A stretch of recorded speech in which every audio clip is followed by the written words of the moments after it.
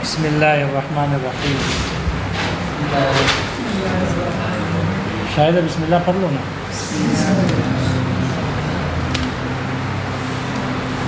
اللہم انفعنا بما علمتنا وعلمنا ما ينفعنا اللہم الہمنا مراشد امورنا وقنا شرور انفسنا ربنا تقبل منا انك انت السمیع العلیم.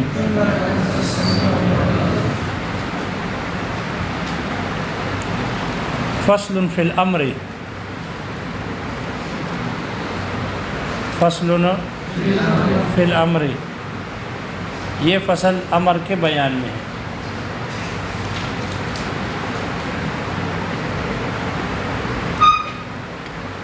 امر اور نہیں دونوں خاص کے اقسام میں سے ہیں. کل نہیں تھے نا؟ نہیں تھے نا؟ پھر کیوں نہیں تھے؟ طبیعت خراب تھی؟ کیا مسئلہ تھا؟ ہاں؟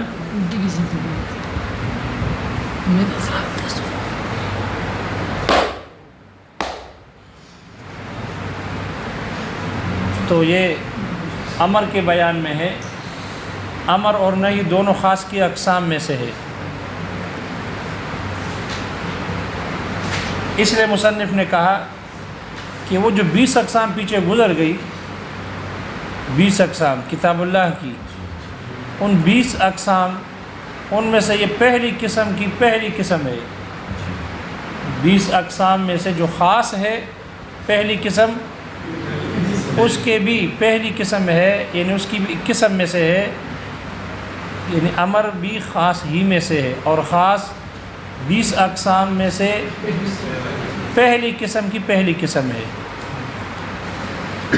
تو تقسیمات کل 4 ہیں. کتنی تقسیمات ہیں؟ 4 تقسیمات ہیں.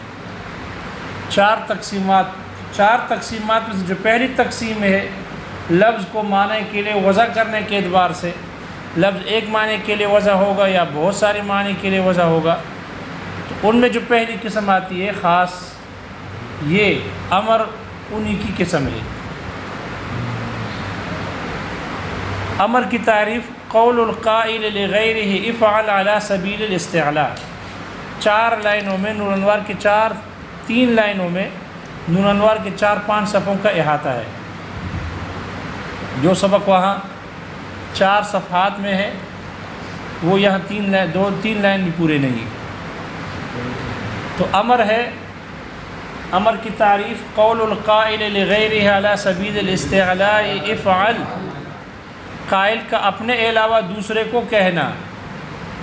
قول القائل لغیرہ، اپنے آپ کو بڑا سمجھتے ہوئے، علی سبیل الاستعلاء، مونچھے گھماتے ہوئے، افعل کہنا. افعل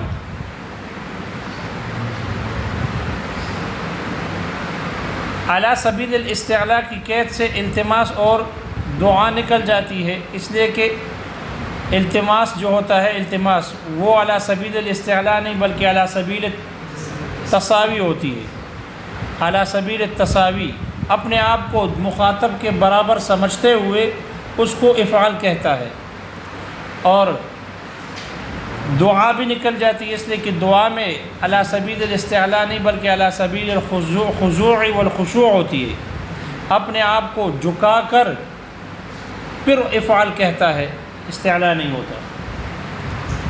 اور جمہور فقہا کے نزدیک علی سبیل الاستعلاء اپنے آپ کو بڑا سمجھتے ہوئے کہے، حقیقت میں ہو یا نہ ہو، حقیقت میں بڑا ہو یا نہ ہو، لیکن اپنے آپ کو بڑا سمجھتے ہوئے کسی کو افعال کہہ دے تو وہ امر ہے. جبکہ بعض حضرات کے نزدیک حقیقت میں بڑا ہونا ضروری ہے. اگر حقیقت میں بڑا نہ ہو اور افعال کہے تو وہ امر نہیں ہوگا. امر کی تعریف سمجھ میں آ گئی؟ قول القائل لغیرہ افعل علی سبیل الاستعلاء. افعال کی قید سے لا تفعل نکل گیا، امر سے نہیں نکل گیا، اس لیے کہ نہیں میں وہاں بھی قول القائل لغیرہ علی سبیل الاستعلاء ہوتا ہے، لیکن افعل نہیں ہوتا بلکہ لا تفعل ہوتا ہے، اس لیے نہیں نکل گیا۔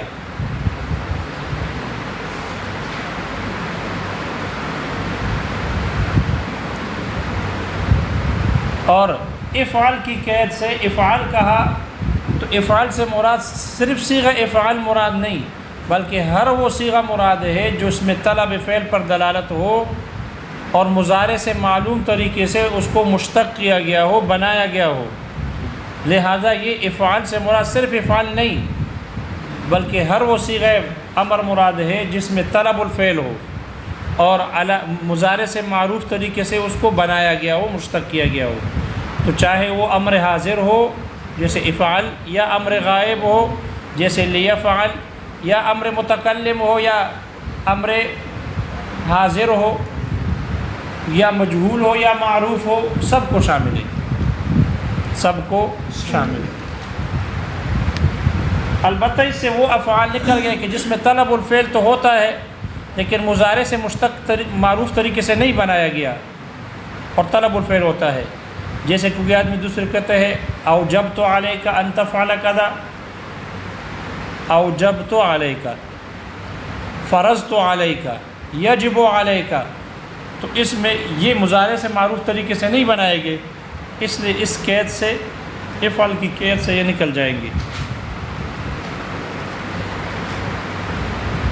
مصنف نے کہا کہ یہ اس 20 اقسام میں سے جو پہلی قسم ہے جس میں لفظ معنی کے لیے وضع کیا جاتا ہے، اس کی قسم خاص کے اقسام میں سے ہے،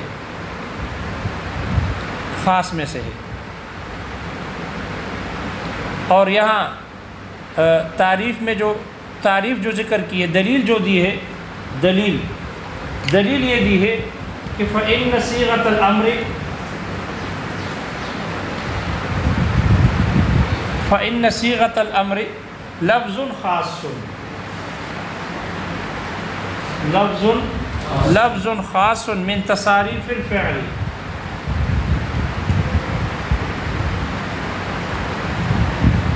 من تصاریف الفعل وضع لمعنى خاص،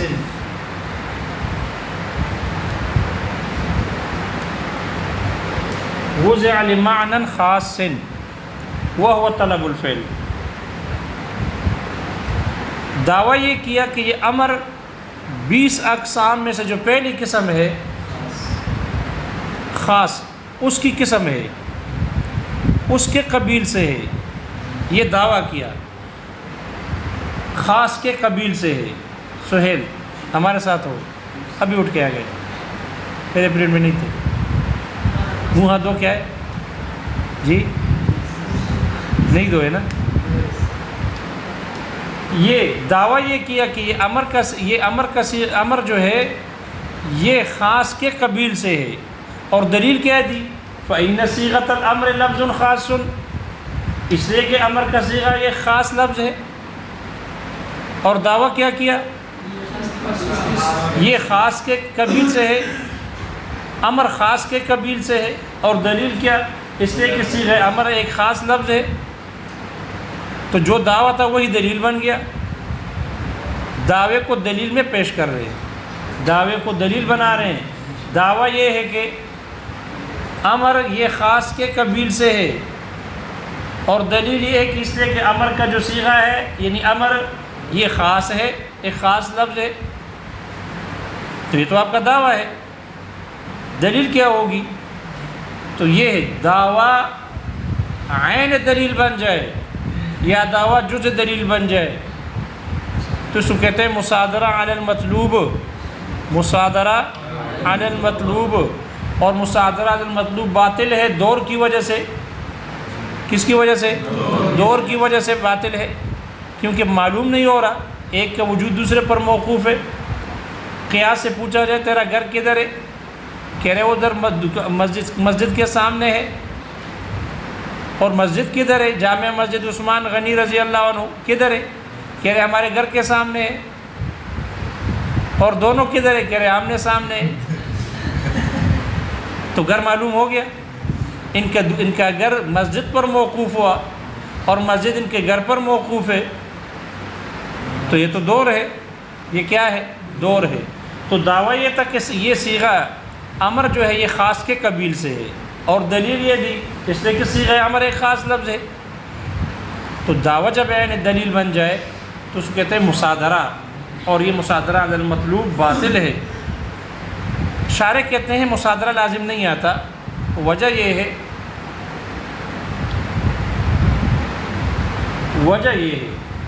کہ وہاں جو لفظ کہا یہ خاص کے قبیل سے ہے، امر خاص کے قبیل سے ہے، اس خاص سے مراد اصطلاحی خاص مراد ہے۔ کل لفظ وضع علی معنی معلوم او لمسمى معلوم علی الانفراد، خاص اصطلاحی مراد ہے، اور یہاں جو لفظ خاص کہا یہ خاص لغوی مراد ہے، یہ خاص لغوی مراد ہے۔ لہذا دعوے میں خاص اور ہے اور دلیل میں خاص اور ہے، اس لیے دعویٰ عین دلیل نہیں بنا، جب نہ مانا تو مصادرہ المطلوب لازم ہو نہیں آئے۔ پتہ نہیں جواب سمجھ میں آ گیا؟ امر کے بارے میں کہا اس لیے کہ جو صیغہ امر ہے یہ ایک خاص لفظ ہے، لفظ خاص من تصاریف الفعل، فعل کی گردانوں میں سے۔ جب خاص لفظ کہا تو اسم بھی خاص لفظ ہے اور حرف بھی خاص لفظ ہے۔ جب من تصاریف الفعل کہا تو اس سے اسم، خاص اسم اور خاص حرف کیا ہو گئے؟ نکل گئے۔ اور خاص لفظ سے باقی افعال بھی نکل گئے، باقی افعال بھی امر کے علاوہ باقی ماضی وغیرہ مضارع وہ بھی نکل گئے۔ وضع لمعنی خاص، اس کو ایک خاص معنی کے لیے وضع کیا گیا۔ کس کے لیے وضع کیا گیا؟ خاص معنی کے لیے ان کو وضع کیا گیا۔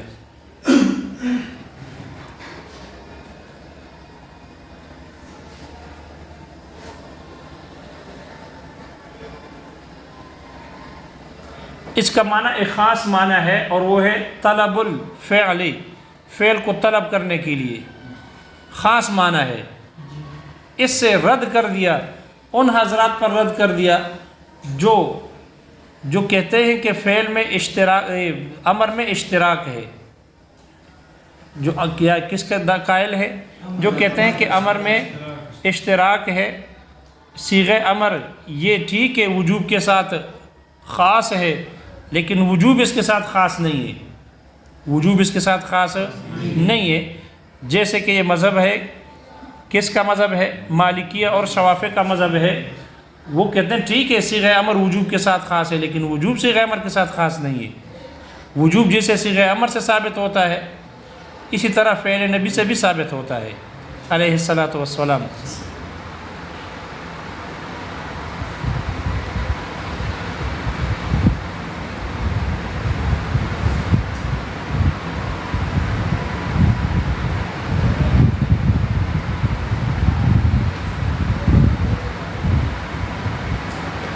دیکھو مصنف نے یہاں پر اس عبارت میں دونوں پر رد کر دیا کہ جو اس بات کے قائل ہیں کہ ان میں امر کا صیغہ یہ صرف وجوب پر دلالت نہیں کرتا، امر کا صیغہ صرف وجوب پر دلالت نہیں کرتا، بلکہ امر سے جیسے وجوب ثابت ہوتا ہے ایسا ہی ندب بھی ثابت ہوتا ہے، اباحت بھی ثابت ہوتا ہے، ندب بھی ثابت ہوتا ہے اور اباحت بھی ثابت ہوتا ہے۔ تو ان پر رد کر دیا، اور ان پر بھی رد ہو گیا کہ جو کہتے ہیں کہ نہیں ٹھیک ہے امر کا صیغہ وجوب کے ساتھ خاص ہے، لیکن وجوب امر کے ساتھ خاص نہیں ہے، بلکہ وجوب جیسے امر سے ثابت ہوتا ہے فعل نبی سے بھی ثابت ہوتا ہے، جیسے مالکی اور شوافع حضرات سے قائل ہے۔ دونوں پر رد ہو گیا اس عبارت میں۔ کیسے ہو گیا؟ اس لیے کہ مصنف نے کہا صیغۃ الامر فإن صیغۃ الامر لفظ خاص، یہ خاص لفظ ہے، من تصاریف الفعل، فعل کی گردانوں میں، وضع لمعنی خاص، اس کا معنی بھی خاص ہے۔ دیکھو خاص دو مرتبہ ہے، صیغہ بھی خاص ہے اور معنی بھی خاص ہے۔ صیغہ امر ہے، یہ خاص ہے، کس کے ساتھ خاص ہے؟ معنی کے ساتھ خاص ہے۔ تو لفظ خاص بمعنی اور وضع لمعنی خاص، ایک خاص معنی کے لیے وضع کیا گیا، وہ ایسے معنی کے لیے جو معنی خاص ہے. کس کے ساتھ خاص ہے؟ لفظ صیغہ امر کے ساتھ خاص ہے. صیغہ امر کے ساتھ 2 مرتبہ خاص لے آئے. خاص بمعنی، ایک معنی کے ساتھ خاص ہے. اور وضع لمعنی خاص بصیغۃ، ایسے معنی کے لیے اس کو وضع کیا کہ وہ معنی خاص ہے، صیغے کے ساتھ خاص ہے. 2 مرتبہ خاص آ گیا.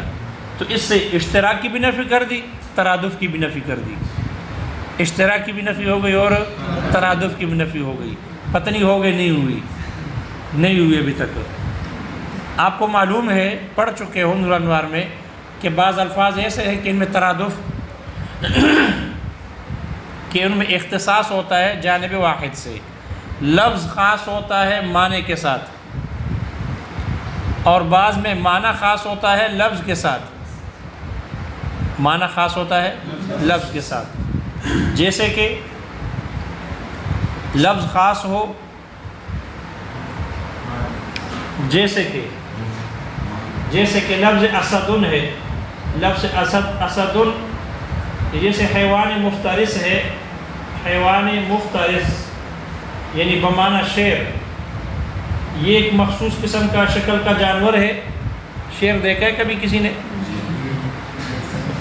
اب دیکھو یہ ہے معنی، یہ معنی ہے. اور لفظ اسدن یہ لفظ ہے، الفاظ ہیں. ٹھیک ہے.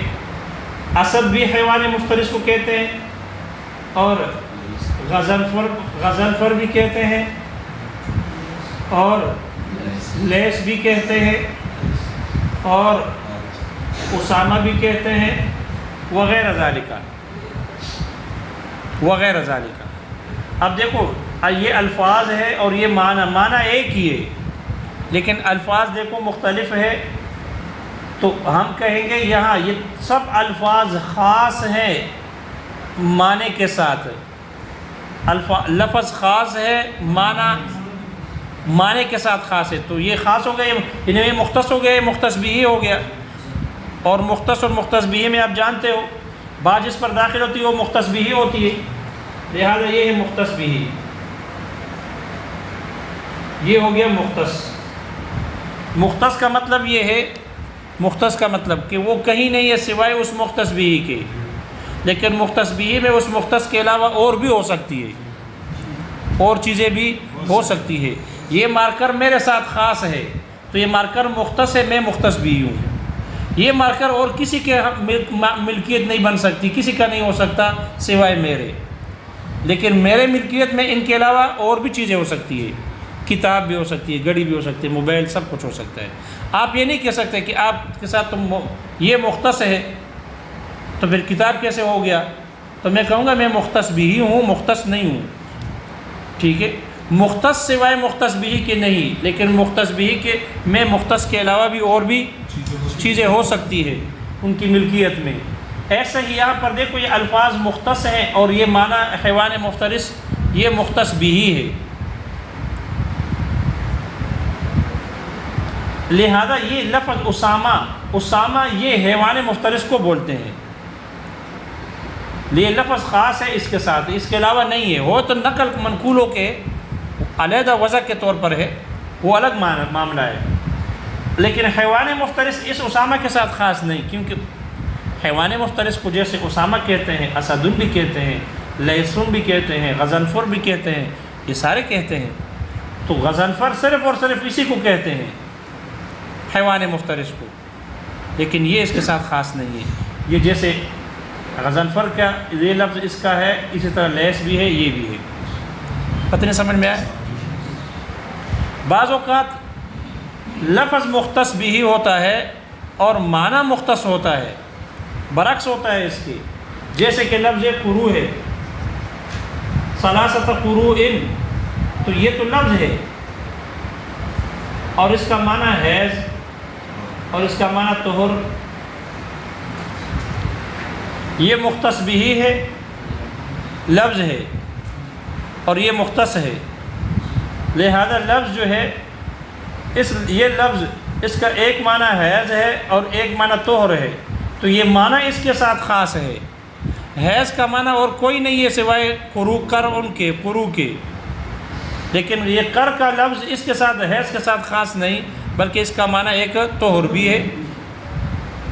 تو اختصاص کبھی لفظ خاص ہوتا ہے معنی کے ساتھ، اور کبھی معنی خاص ہوتا ہے لفظ کے ساتھ، اور کبھی اختصاص جانبین سے ہوتا ہے، کبھی اختصاص جانبین سے ہوتا ہے، جیسے کہ انسان ہے اور حیوان ناطق ہے، یہ یہاں اختصاص یہاں جانبین سے ہے۔ انسان ناطق کے ساتھ خاص ہے اور حیوان ناطق، اور حیوان ناطق انسان کے ساتھ خاص ہے۔ جو انسان ہے وہ حیوان ناطق ہے، جو حیوان ناطق ہے وہ انسان ہے۔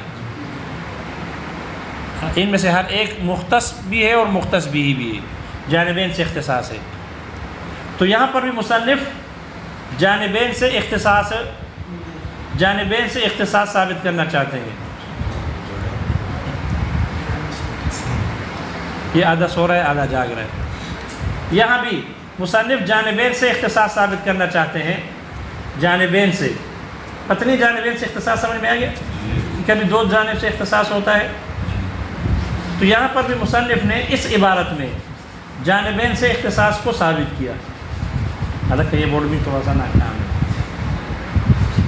کیسے جانبین سے اختصاص ہو گیا؟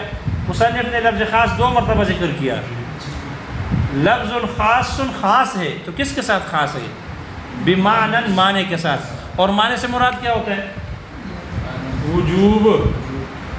معنی سے مراد وجوب، تو لفظ خاص ہے وجوب کے ساتھ، اور لفظ خاص ہو گیا یعنی مختص ہو گیا اور باعث پر داخل ہے وجوب پر، لہذا یہ صیغہ امر اور کسی پر دلالت نہیں کرے گا سوائے وجوب پہ۔ ٹھیک ہے، جب وجوب پر دلالت کرے گا تو ندب اور اباحت نکل گئے، اشتراک کی نفی ہو گئی، اشتراک کی نفی ہو گئی کہ وجوب کے ساتھ امر کے صیغے میں وجوب کے ساتھ ندب اور اباحت بھی شریک ہے، اس لیے کہ صیغہ امر کے 16 معانی ہے۔ تو یہ جو امر کا صیغہ ہے 16 معانی میں ان 3 معنوں کے درمیان مشترک ہے اشتراک لفظی کے ساتھ، لہذا جب اشتراک لفظی کے ساتھ ان میں شریک ہے تو جب مصنف نے کہا خاص صیغۃ الامر خاص، یہ خاص ہے معنی کے ساتھ اور معنی سے مراد وجوب ہے، تو پھر یہاں یہ صیغہ امر اور کسی پر دلالت نہیں کرے گا سوائے وجوب کے، کیونکہ مختص بغیر مختص بھی کہ کہیں نہیں، معلومہ ندب اور اباحت پر دلالت نہیں کرتا، اشتراک کی نفی ہو گئی، پتنی ہو گئی نہیں ہوئی۔ پھر آگے کہا وضع لمعنی خاص، اس کو ایک ایسے خاص معنی کے لیے وضع کیا گیا ہے، خاص ہے صیغے کے ساتھ، تو یہاں بات صیغے پر داخل ہے، یہ صیغہ مختص بھی ہی ہو گیا، اور معنی سے مراد وجوب ہے، معنی سے مراد وجوب ہے، یہ وجوب صیغے کے ساتھ خاص ہے، صیغہ امر کے ساتھ، جب صیغہ امر کے ساتھ خاص ہے تو فعل کی کیا ہو گئی؟ فعل کی نفی ہو گئی۔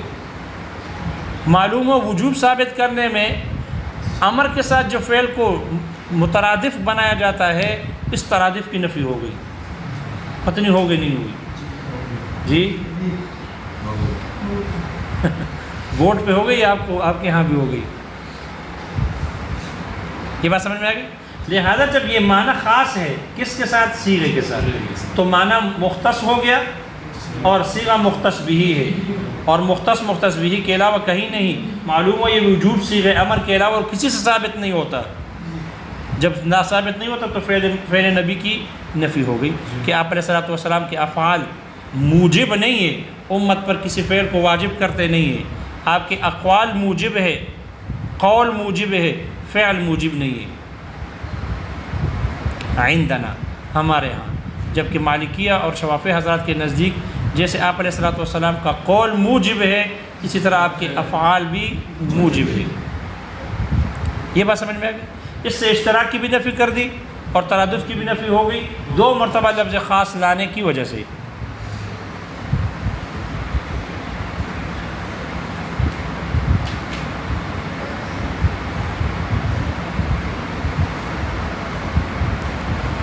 مصنف کہتے ہیں کہ جو امر کا موجب ہے یہ الزام ہے، وَمُوجَبُهُ عِنْدَ الْجَمْهُورِ الالزام، جمہور حضرات کے نزدیک، جمہور فقہا کے ہاں امر کا جو موجب ہے، مقتضا ہے، حکم ہے،